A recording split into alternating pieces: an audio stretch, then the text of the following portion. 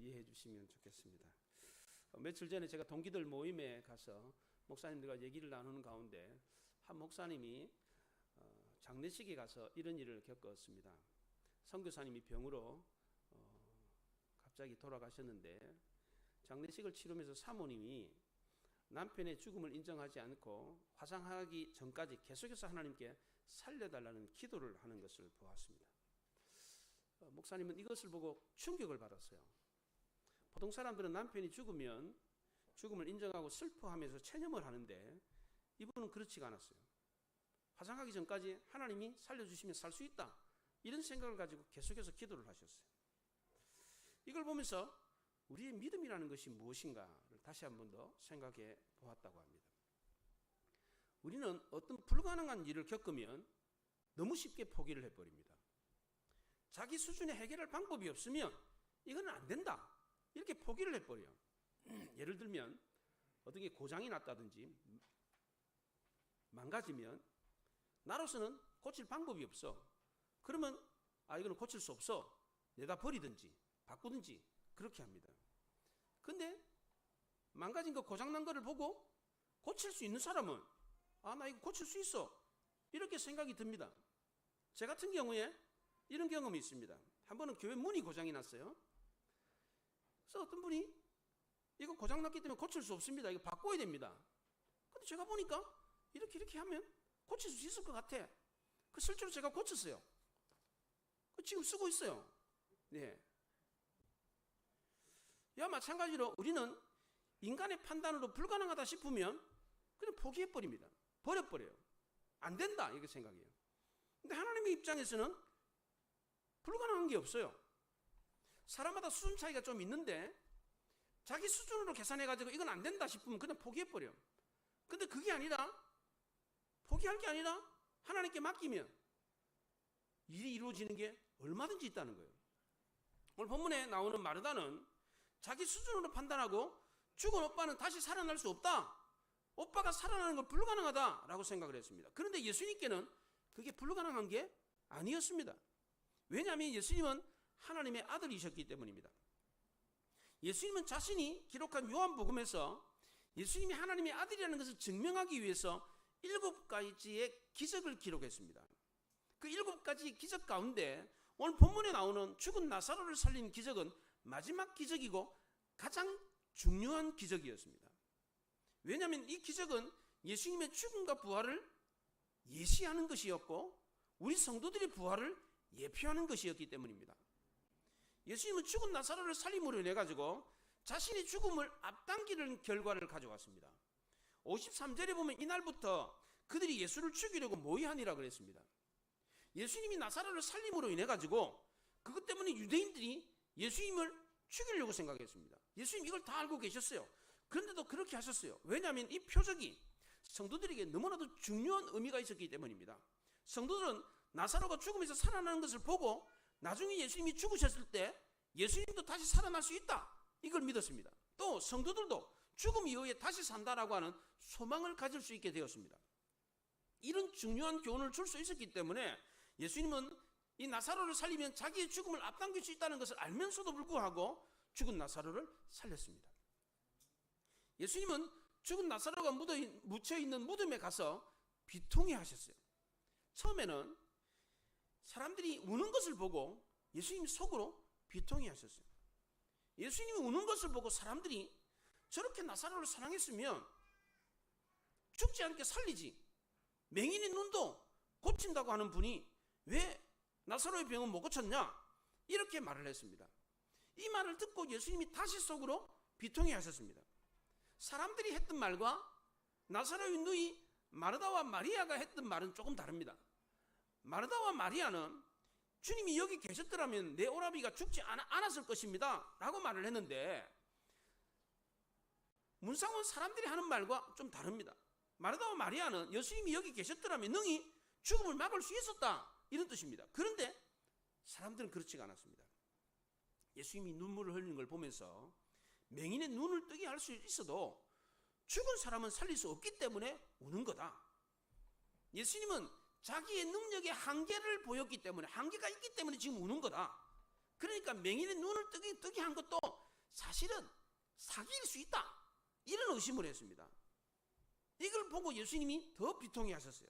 그렇게 많은 기적을 보여줬는데도 불구하고 아직도 여전히 의심하고 있는 사람들을 보면서 예수님은 비통히 여기면서 무덤 앞에서 돌을 옮겨 놓아라, 그렇게 말씀을 하셨어요.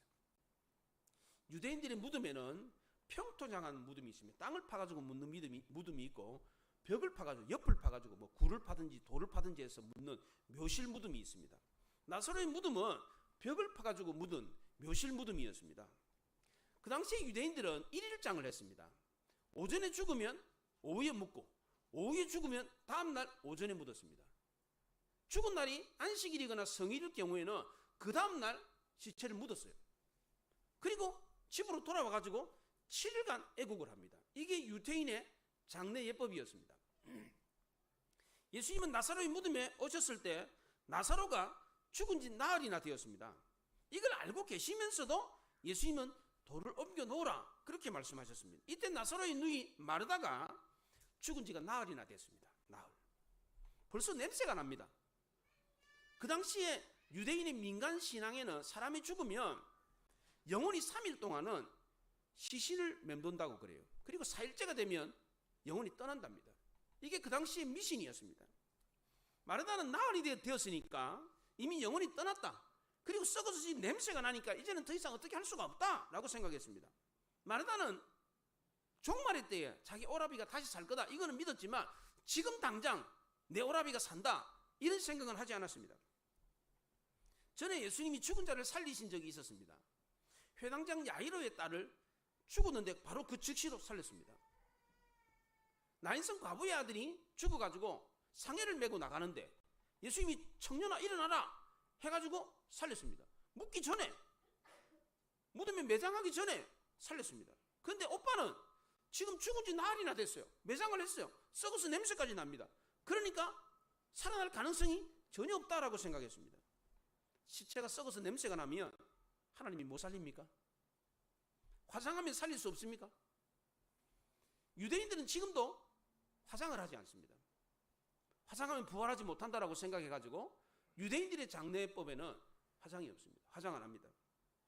흙으로 돌아가라 라고 하는 하나님의 말씀을 지키기 위해서 흙으로 돌아갈 수 있도록 관도 나무로 짭니다. 그리고 미라를 만들지 않습니다. 미라를 만들려면 피를 다 빼야 되잖아요. 그렇게 하지 않습니다.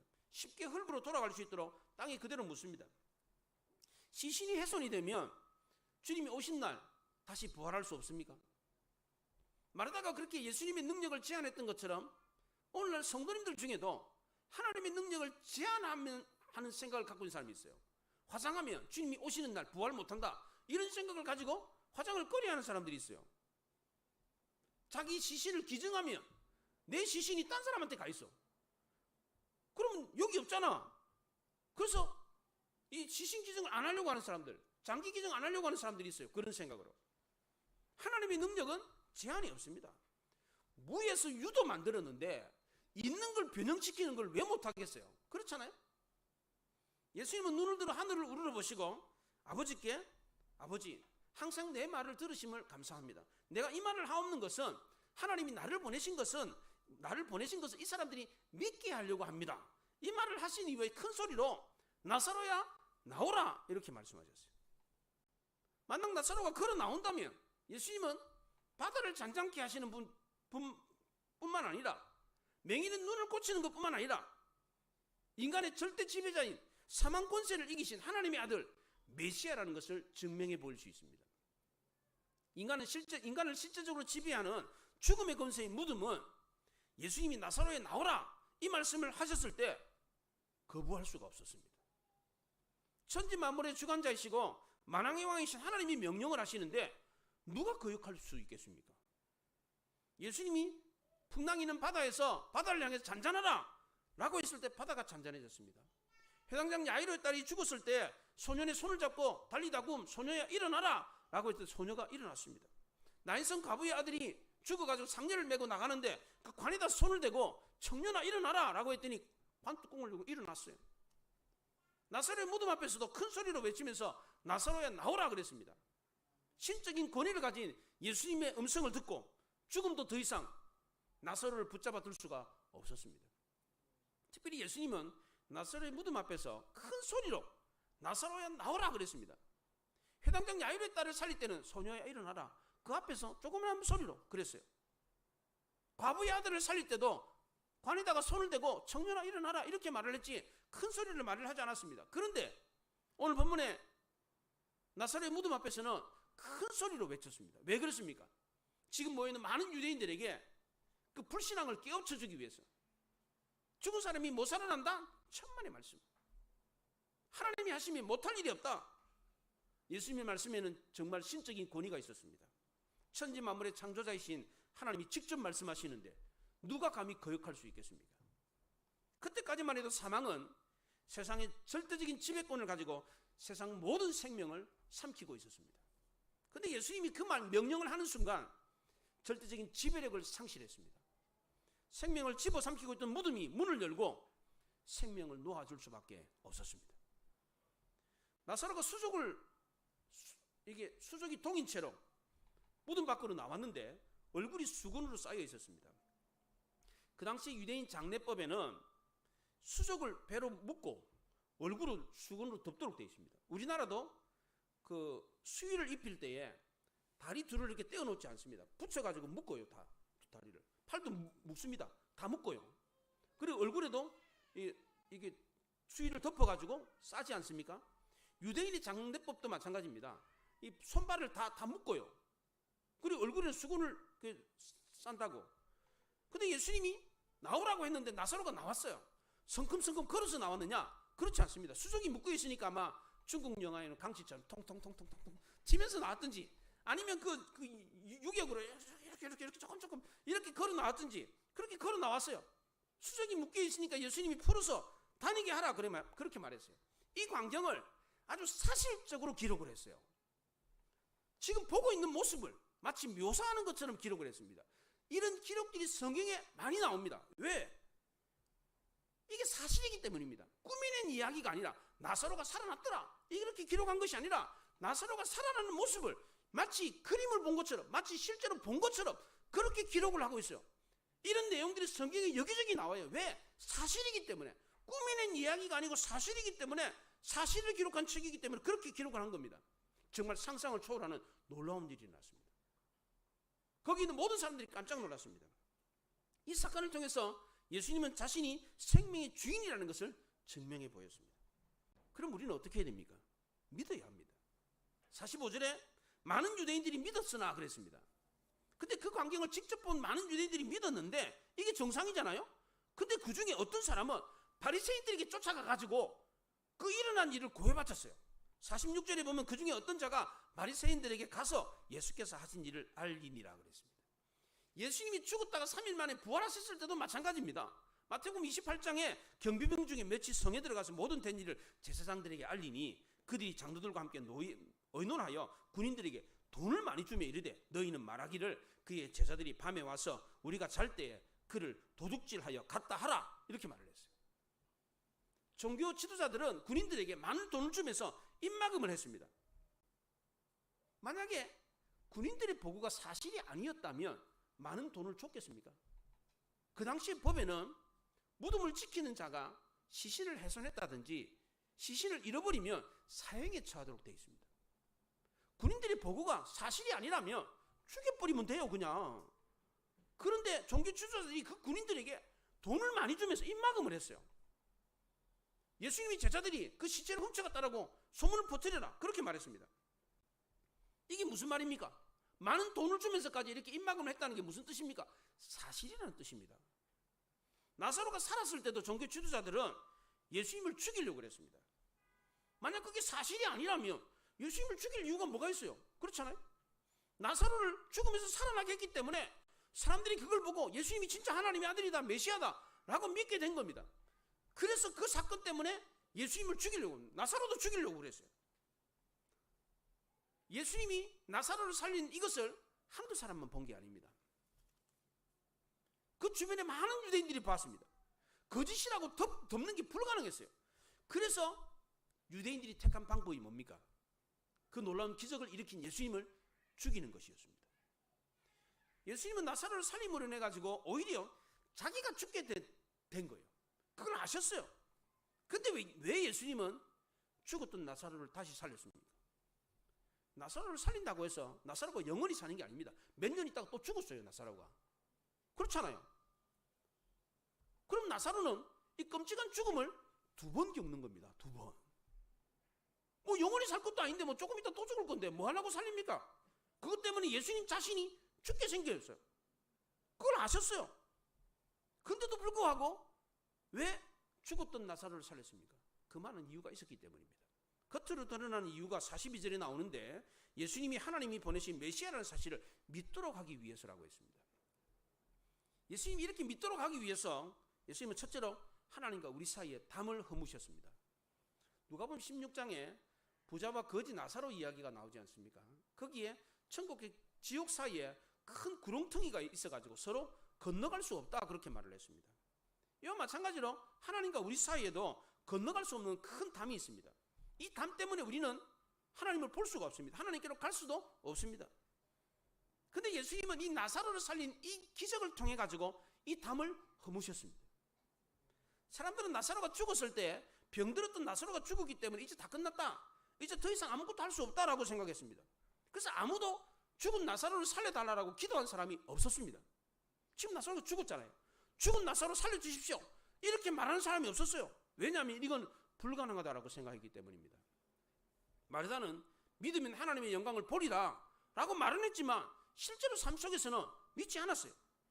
우리도 힘들고 어려운 일을 겪을 때에 그게 불가능하다라고 생각했을 때 하나님께 부르짖으면 하나님이 들으신다 이런 생각이 듭니까? 우리가 기도할 때에 요거는 요렇게 하면 되겠다, 요렇게 기도 조금 하면 하나님이 요것만 조금만 도와주면 요렇게 요런 일이 일어나가지고 되겠네, 그럼 기도를 해요. 그런데 전혀 불가능한 일은 기도할 수 있습니까? 예를 들어서 우리 집 뒷산을 저 인천 앞바다에 던져주십시오 이런 기도가 나옵니까? 안 나오죠. 여러분 정말 힘들고 어려울 때에 아무리 해도 문제가 해결되지 않은 문제를 만났을 때 하나님을 부르면, 도움을 구하면 하나님이 그래 내가 들었어, 내가 도와줄게 이렇게 하나님의 음성이 들리십니까? 아무리 힘들고 어려운 일을 만나도 하나님의 이름을 부르면 응답해 주시는 친근한 하나님으로 느껴지십니까? 아니면 아무리 하나님을 불러도 하나님이 말씀하지 않는다, 목석 같은 하나님으로 느껴지십니까? 지금 예수님에게 중요한 것은 죽은 나사로를 살리는 게 아니었습니다. 이것보다 더 중요한 것은 우리 마음속에 죽어있는 하나님을 믿는 믿음을 살리는 것이었습니다. 나사로를 죽으면서 살려도 나사로는 그냥 죽어요. 좀 있다가. 지금 예수님이 나사로를 살린 이유는 우리 마음속에 죽어있는 믿음을 살리기 위해서였습니다. 이 시대의 선지자라고 불리는 미국의 목회자고 저술가인 에이든 토저라고 하는 목사님이 좋은 신앙을 갖는 것은 죽은 나사로가 물음에서 살아나는 것만큼 기적이다, 예수 믿는 걸 기적이라고 그랬습니다. 아무나 예수 믿는 게 아닙니다. 우리는 하나님을 볼 수가 없습니다. 왜냐하면 하나님이 영이시기 때문입니다. 우리는 태양도 제대로 볼 수 없습니다. 그런데 그 태양을 만드신 하나님을 어떻게 볼 수 있겠습니까? 그래서 예수님은 죽은 나사로를 살린 이 기적을 통해서 살아계신 하나님을 볼 수 있게 해주었습니다. 우리는 죽은 나사로가 사는 이 사건을 통해서 하나님을 볼 수 있어야 됩니다. 하나님이 살아계시다는 겁니다. 하나님이 보여야 돼요. 예수님이 죽은 나사로를 살린 이 기적은 하나님과 우리 사이에 담을 허물고 하나님과의 관계를 회복시킨 것이었습니다. 예수님은 부활하신 이후에 제자들에게 내 아버지가 너희의 아버지다, 내 하나님이 너희의 하나님이다 이렇게 말씀하시고 가셨어요. 예수님은 부활로 예수님의 아버지가 우리의 아버지다라는 것을 증명해 보였습니다. 우리가 예수 믿고 거듭나면 우리 안에 하나님의 거룩한 영이 들어옵니다. 그럼 우리가 하나님의 아들이 되는 거예요. 그럼 우리가 하나님의 아들이니까 하나님은 우리에게 누구예요? 아버지죠. 우리가 하나님을 아버지라고 부를 수 있다면 하나님과 우리 사이에 막힌다면 더 이상 없는 겁니다. 두 번째로 예수님은 우리를 믿도록 하기 위해서 삶과 죽음의 경계의 담을 허물었습니다. 예수님이 나사로의 무덤 앞에서 돌을 옮겨 놓으라고 했을 때 삶과 죽음의 담이 허물어진 겁니다. 예수님은 나사로의 무덤 앞에서 큰 소리로 나사로야 나오라 이렇게 부르셨습니다. 마치 산 사람을 부르는 것처럼 그렇게 나사로를 불렀습니다. 죽은 시체를 향해서 나사로야 나와라 이렇게 말했습니다. 많은 사람들이 지금 무덤 앞에 모여 있는데 이 상황에서 예수님이 나사로 보고 나와라 그랬는데 안 나오면 어떻게 됩니까? 살아나라 그랬는데 안 살아나면 어떻게 됩니까? 창피를 당하죠. 능력 없다는 게 증명되는 겁니다. 근데 예수님은 마치 산 사람 부르듯이 나사로야 나오라 그랬습니다. 우리에게는 산 사람과 죽은 사람이 엄연히 다릅니다. 그렇잖아요. 산 사람은 산 사람이고 죽은 사람은 죽은 사람입니다. 그래서 우리는 죽은 사람 보고 이름을 부르면서 나오라, 살아나라 이렇게 말할 수가 없습니다. 근데 예수님은 죽은 사람과 산 사람의 경계가 없어요. 그래서 예수님은 죽은 사람에게도 산 사람처럼 부르면서 나와라 라고 말할 수 있었던 겁니다. 언약궤 안에 살구나무 싹난 지팡이가 들어있었습니다. 뿌리가 잘렸는데 나무 막대기 어떻게 싹이 납니까? 그게 가능합니까? 나무 막대기가 뿌리가 잘렸어요. 막대기예요, 막대기. 막대기인데 거기에 싹이 났다고요. 이게 어떻게 가능합니까? 우리에게는 불가능하죠.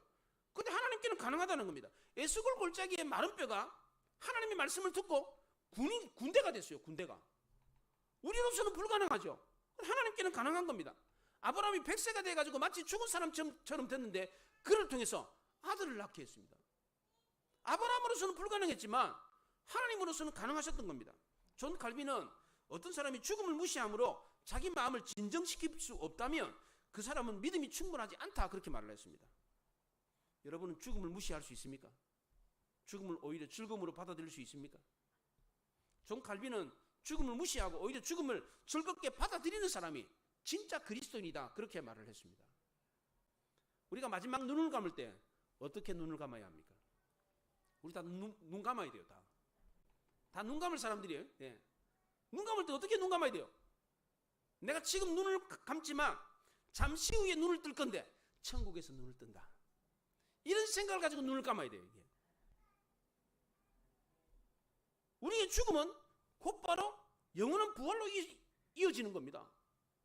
목회자이고 신학자인 시들로 백스터는 이 땅에서 당신이 내뱉는 마지막 호흡은 곧바로 저 천국에서 죽음 없는 생명, 완전한 자유, 극한의 기쁨으로 대체될 것이다. 이 세상의 마지막 그림자는 더 나은 세상에 구름 한 점 없는 영광의 빛 안에서 녹아버릴 것이다. 여기 이 생에서 우리가 다녔던 음침한 골짜기는 저 세상에서 나온 빛으로 너무 밝아서 우리가 그 빛 가운데 들어서는 순간 그 어둠은 사라진다 그랬습니다. 죽음과 영생의 경계가 없다는 겁니다. 죽음은 곧바로 영광의 빛으로 영생으로 이어진다는 겁니다. 마지막 여기서 눈을 딱 감고 딱 뜨는 순간 저 천국에서 영원한 생명을 얻는 거예요. 이게 잠깐이라는 거예요. 잠깐. 우리가 눈 껌뻑거리잖아요. 눈 껌뻑거리듯이 껌뻑거리면서 죽었다가 사는 거예요. 이게. 그러니까 더 이상 경계가 없는 거예요. 죽음과 삶의 경계가 없다는 거예요. 이게. 우리가 오래 살면 얼마나 오래 삽니까?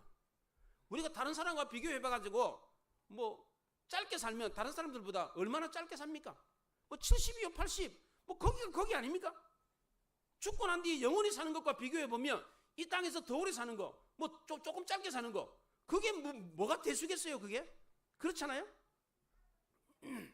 예수 믿고 구원에 대한 확신이 있는 성도는 죽음 앞에서도 두려울 게 없는 겁니다. 나는 오래 살아야 돼, 더 살아야 돼. 그럴 필요 없다는 거예요 이게. 더 살면 얼마나 더 사는 거예요 이게. 빨리 죽으면 뭐 얼마나 빨리 죽길래. 오히려 기대와 소망을 가지고 살아야 하는 것입니다. 죽는 그 순간 우리는 영광스러운 몸을 덧입게 됩니다. 영원히 아름다운 모습으로 변화되는 겁니다.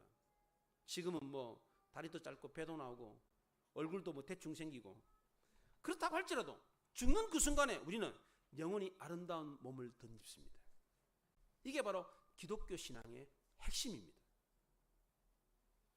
예수님께는 삶과 죽음이 아무런 의미가 없었습니다.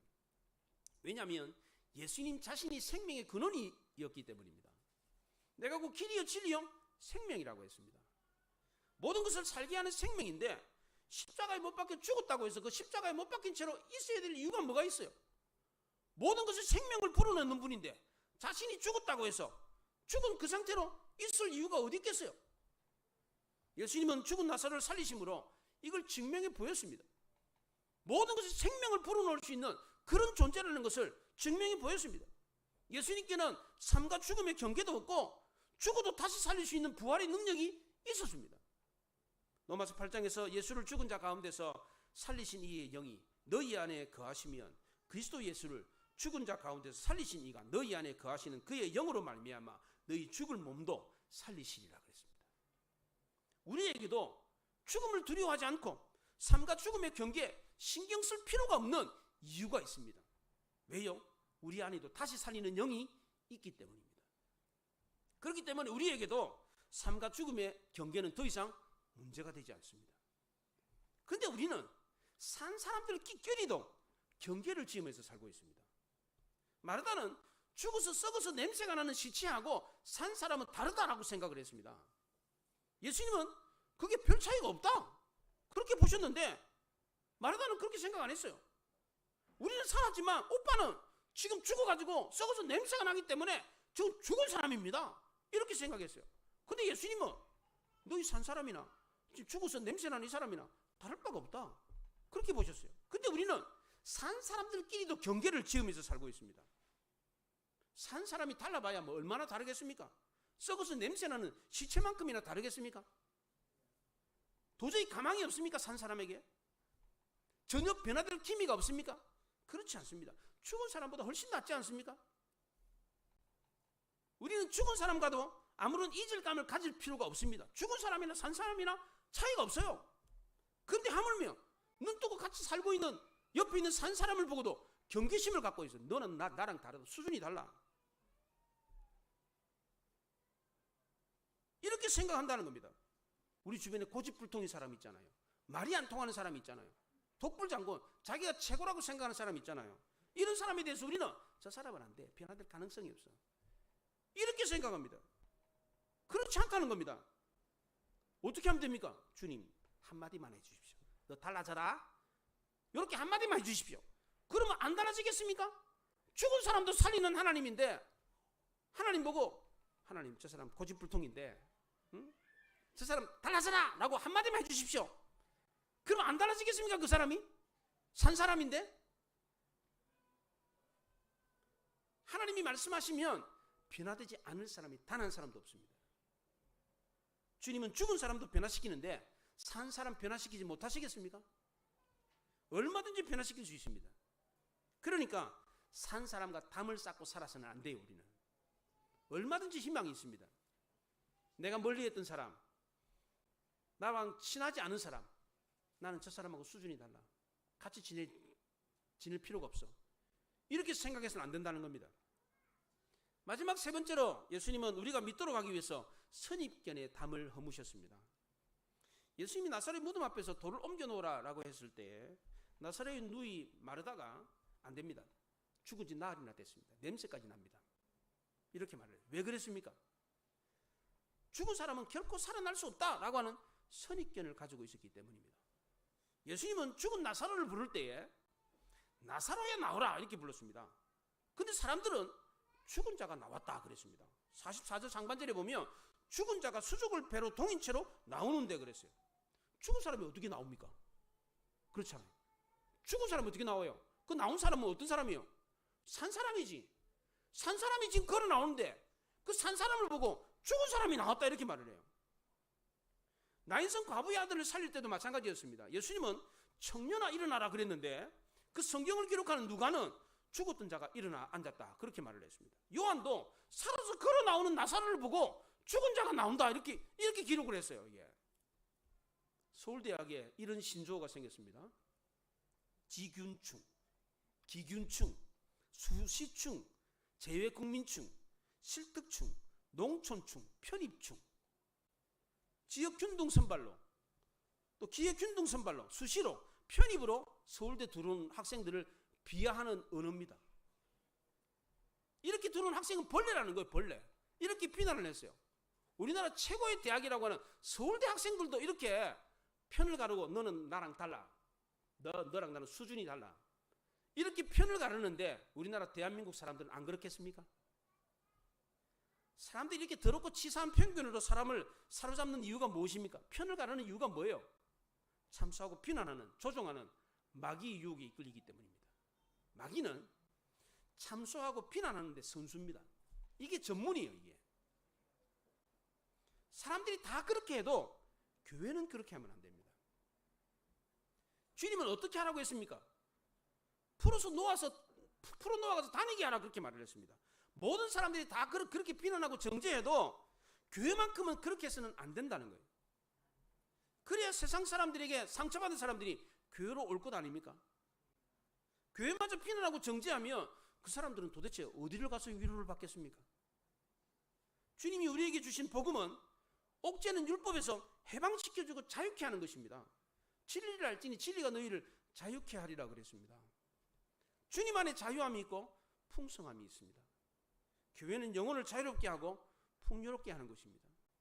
마음껏 노래하고 교제하고 마음껏 날고 싶은 날개를 펼칠 수 있도록 하는 것이 바로 교회입니다. 강북의 어느 교회에 출석하는 집사님 부부가 딸이 하나 있는데 고민이 생겼습니다.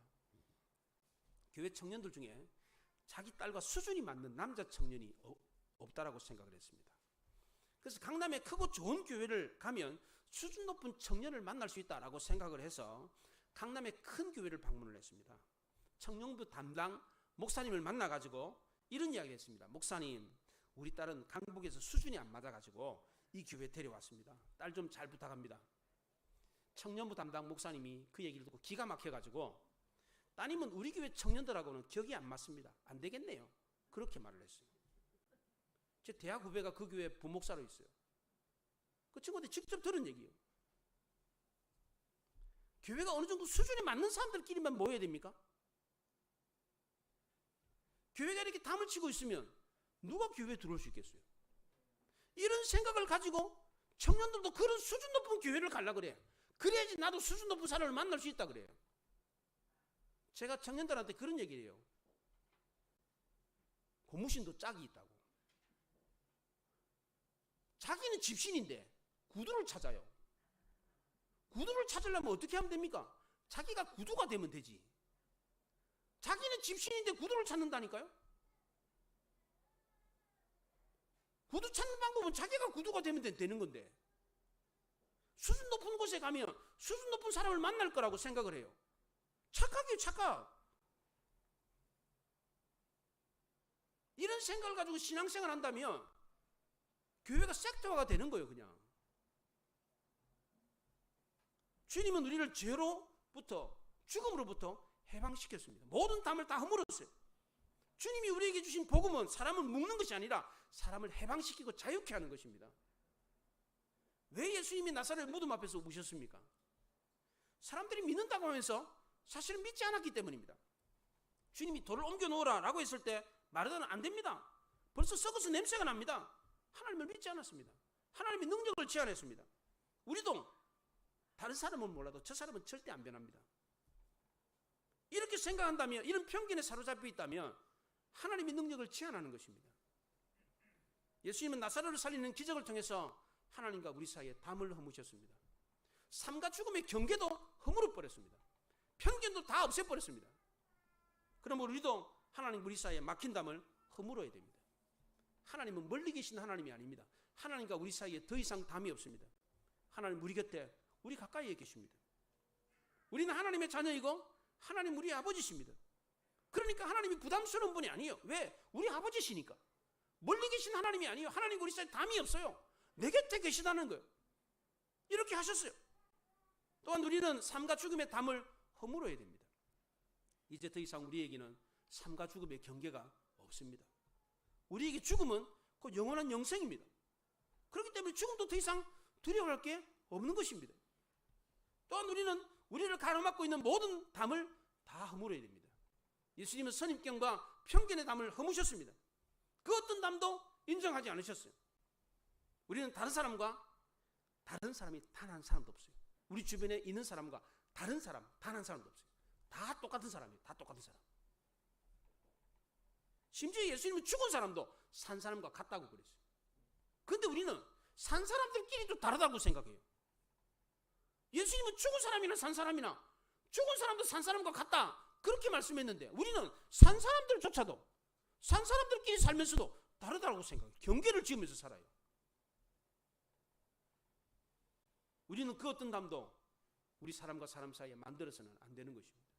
주님이 모든 담을 다 허무셨던 것처럼 우리도 그렇게 해야 됩니다. 자꾸만 편가르고 끼리끼리만 모이는 거, 이거 하나님이 원하시는 거 아닙니다. 그리스도 안에서 우리는 모두 다 똑같은 하나입니다. 서로 용납하고 받아들일 수 있어야 합니다. 우리 모두 이렇게 말씀에 순종하면 모든 담을 허물고 진정한 자유와 해방을 경험할 수 있기를 바랍니다. 우리도 다른 사람을 자유케 하고 우리 모두가 하나가 되어 많은 사람들을 주께로 인도할 수 있는 우리 교회, 우리를 통해서 수많은 사람들이 마음 편하게 마음껏 주님 앞으로 나올 수 있는 그런 교회로 만들 수 있기를 바랍니다. 기도하겠습니다. 말씀을 생각하고